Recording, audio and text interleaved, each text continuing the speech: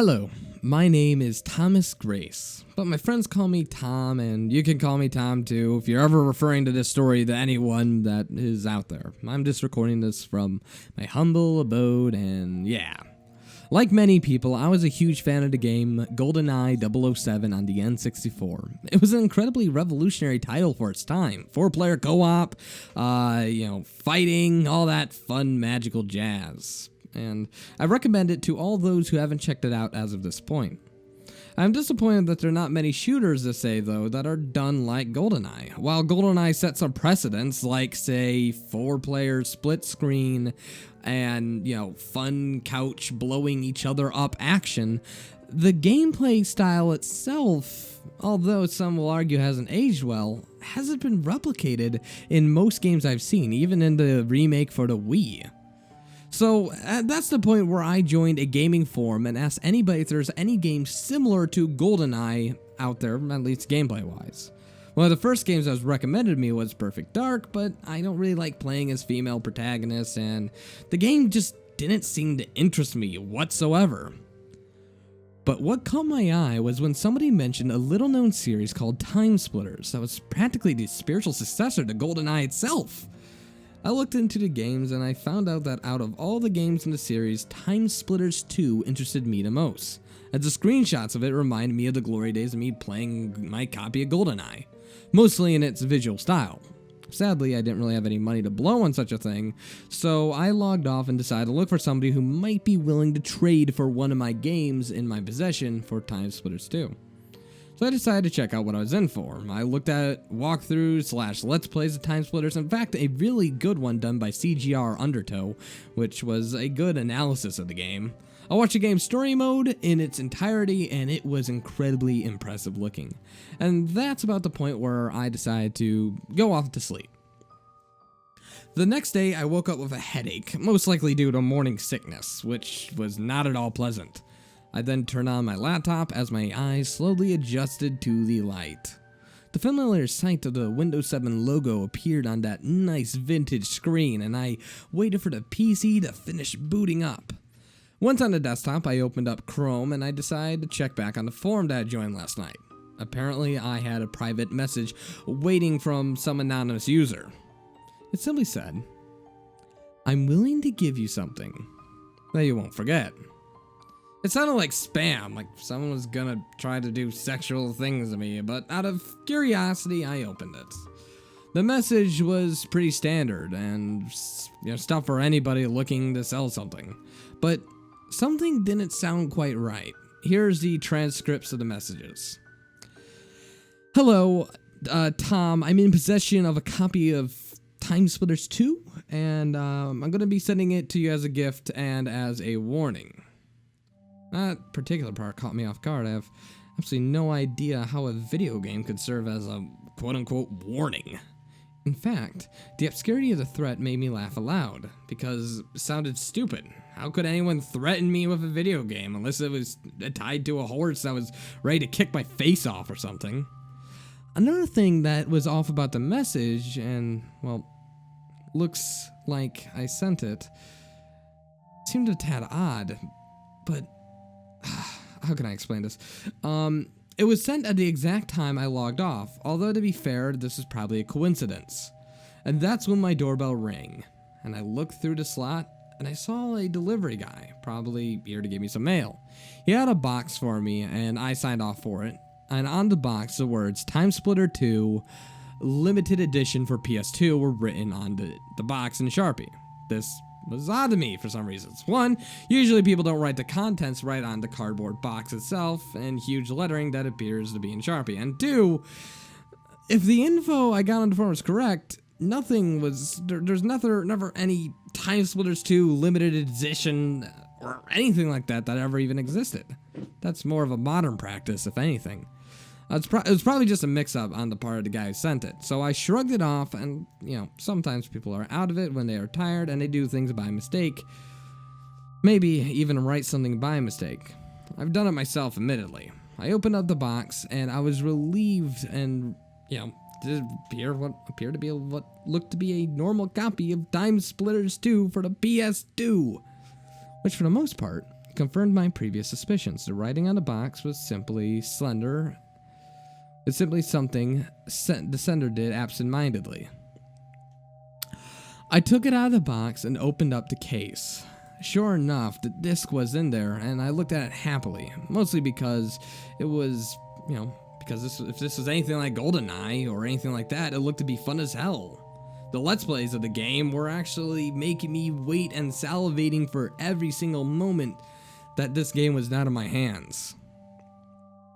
I took out my PS2 and hooked it up to my TV. I put the disc in a tray and I booted up, and the main menu seemed to be normal except for the words Closed Beta Build 5, which occupied the bottom left of the main menu. This struck me off as odd, but at the same time excited, mainly because it was a beta build of a game, and these, at least in the early days, were rather fucking rare. Even more so with closed betas. For those unfamiliar with the terminology, a closed beta is a beta that is open only to beta testers and employees. Public betas are called that because they're for publics and open up to a much larger room or group of people, which includes non-employees of the company. I pressed through the main menu, selecting things such as story, arcade, challenge, etc. But what struck me particularly as odd is that it didn't ask me for my name on a profile. But for beta, that seems perfectly normal. Pokemon Ruby's beta comes to mind, where a player was pre-named. I quickly went up and selected the story mode. The cutscene from the finished game I saw in the walkthrough was there. In fact, it looked almost normal. The graphics looked like, maybe a little less polished. There were little jaggies and all that magical jazz, but again, it was also a PS2 game. As to be expected from a beta version. It's slightly buffed up graphics later. I don't know, maybe just some polishing or re-rendering makes it look that extra bit crisper. It was a normal thing for developers to do, so they could buff out the bugs and gameplay tweaks later without having to wait for the render processes of graphics altogether. Once the cutscene was over, I quickly selected the only choice I had, and I had unlocked, and that was Siberia. It loaded up to reveal a level that was, for the most part, looked the same as the final version, a snowy military facility located near the dam. When I first started up, however, I noticed that there were a number of changes. One of them was that the cameras located around the base that spotted you. Instead of making a loud, annoying squeaking noises, like they normally do, a monotone voice says, "You have been spotted." And once again, it stopped. Otherwise, the cameras behaved normally. I made my way to the roof of the buildings as you're supposed to and dropped into one of the storage sheds. I grabbed one of the mines inside and headed back to destroy the satellite on top of the largest building there. It was satisfying to see a satellite fly off the building over the fence, where it landed near in the snow. Unlike the final game, as soon as the satellite was destroyed, you normally heard a loud bang. I looked at the small trench that you needed to go through into the stairwell to advance. The door was simply destroyed. The rest of the level appeared to proceed normally until I reached the part where you release the zombies by restarting the power. Upon inserting the item you need to restart the power, a wall to the side, as if it were a door revealing a passageway that was not available in the final game, or at least from the walkthrough I saw. I walked inside and I saw, well, not horribly out of pace, a quite unnerving scene. I saw a large hallway that appeared to be some sort of cell block. On every side there were locked doors. Behind them there were various enemies from the game. I walked down this hallway and continued to walk further until the screen got darker and darker and darker. Inside the cells, the further I got, the more desperate the characters seemed. Some of the soldiers were begging in English. For a reason, not to my understanding, the soldiers were Russian. They were asking me to release them. And they seemed to have really odd, low, distorted voice clips.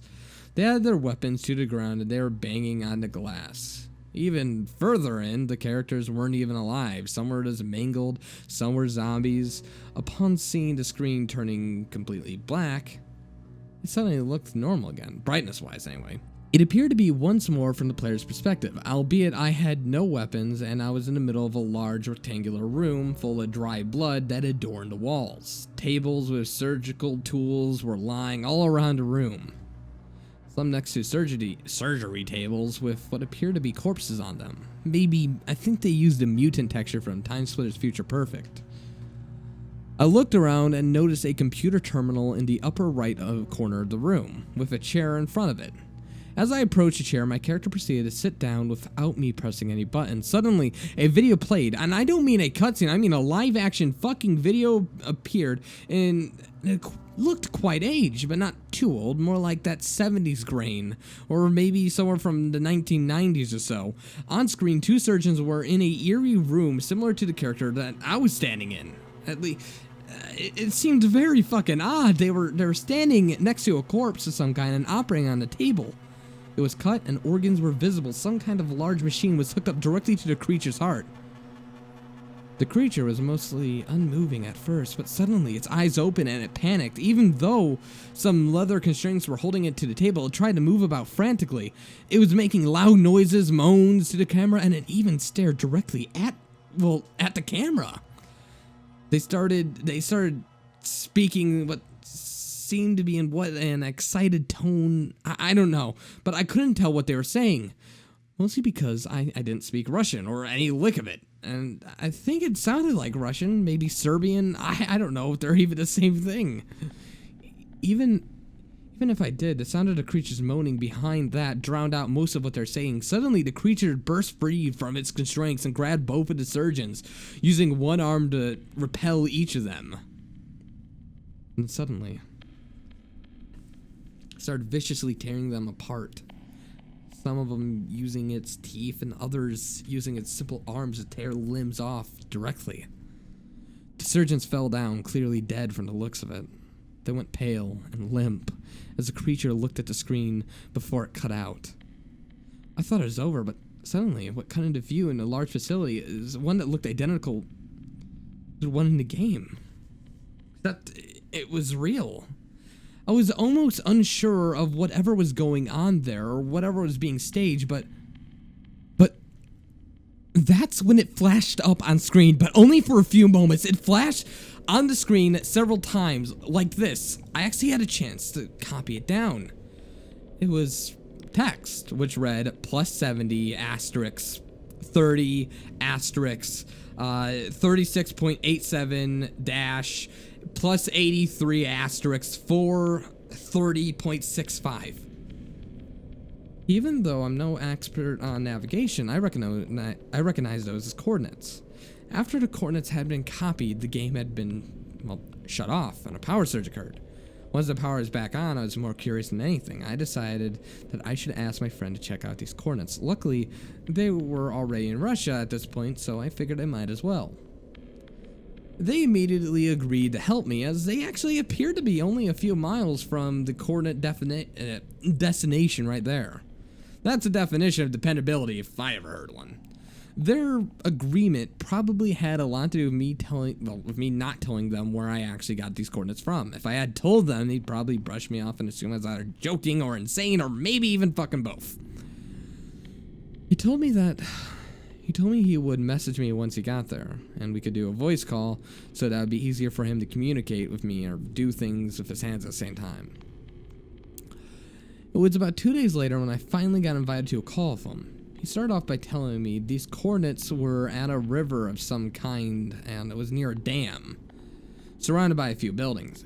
He mentioned that it's odd considering that his map did not mention any sort of natural formation. It's possible that these were made recently by man or were never charted properly. He told me that since it appeared there, it seems to be abandoned. There's probably no harm in going inside. Heard the sound of doors opening, and then his footsteps maneuvered around, and he told me that the building appeared to be completely abandoned, yet all the documents, furniture, and even military equipment was still there. It's as if whoever left it either did so in a hurry or did not care about what happened to the equipment. A bit careless if you ask me. He then said he found some sort of control room, one where the walls opening and leading into a corridor. He told me that further in, the lights were getting dimmer and dimmer and dimmer. He slowly walked down the corridor, describing to me the cells that appear to have weird Halloween skeletons in them. He assured me that They looked a little grotesque, but, you know, this kind of thing wasn't especially unusual during the time of the Soviet Union.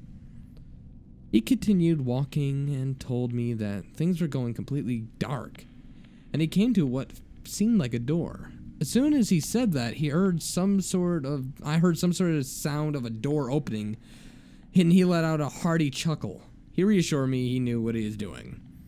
He told me that the lighting in there was dimmer, but at least better than what it was in the hallway. I heard his footsteps as he apparently went deeper in the room.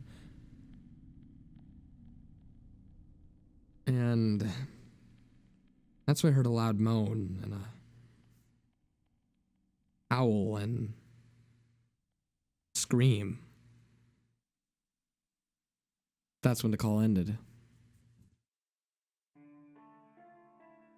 Hello ladies and gentlemen, and I'm your host at Creepy Reading. I'm sorry for the lack of videos lately. I will be going back on my regular schedule fairly soon, so be on the lookout for that. But till then, why don't I tell you about a lovely little tale known as Timesplitters 2 Limited Edition. Well, the story isn't anything special.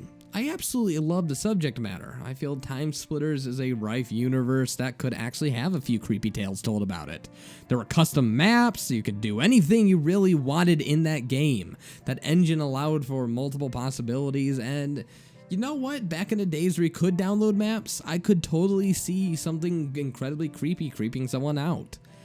But this story goes a little overboard by saying there's a random friend in Russia who no one knows about, and the Russian friend is not developed, and then he apparently dies, and let's just say that editing tricks will make this story a lot better than actually reading it. Some of the writing's a bit off, and overall it is a lackluster story, but I have a little bit of a soft spot for it because of the subject matter itself. I love Timesplitters, and I feel that this Timesplitter Creepypasta did the game kind of a service, but I feel it could be a lot better. I'd recommend a person rewrite it, turn it 30 minutes, and maybe have this go a little bit more than what it was. And maybe expand upon the ideas so that the game didn't feel so fucking ridiculous. I don't really know what else to say. It's kind of bad. Also, thank you guys who have been supporting me so far. I just want to let you know a quick update. My network isn't paying me for this month because I didn't get the W-9 signed in time.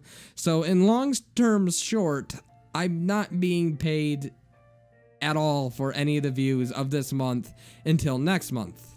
So if you want to help support my Patreon or send me money directly, I will totally offer you some gnarly benefits in return, whether it's MP3 files of the creepypasta that I narrate, or it's just something a little bit more subtle, like being able to suggest a story of your choice. Just send me a message on my Facebook, Twitter, or Tumblr, and I'll be sure to get in contact with you. You can also add my Skype and talk to me directly. Just be sure to understand I'm a little bit busy because I got finals this week and next week, and then I am all done for school, and then I could just enjoy all the videos I'll be able to make now, then. Also, another update on the house fire situation. I'm still in a hotel, but I should be in my actual house next week or the week after. So that's another positive. Thank you guys for supporting me. This is That Creepy Reading saying, you guys are all terrible. I'm signing off.